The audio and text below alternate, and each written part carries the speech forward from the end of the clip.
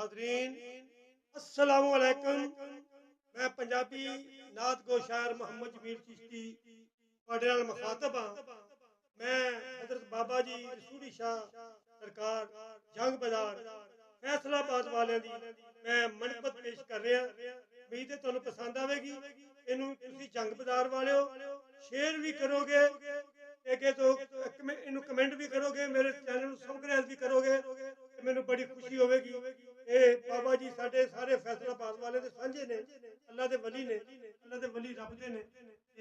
पूरी दुनिया दे उत्ते पूरे पाकिस्तान दे विच इन्हां दा चर्चा, इत्थे बड़े लोकां दीयां आसां मुरादां पूरीआं होंदियां ने।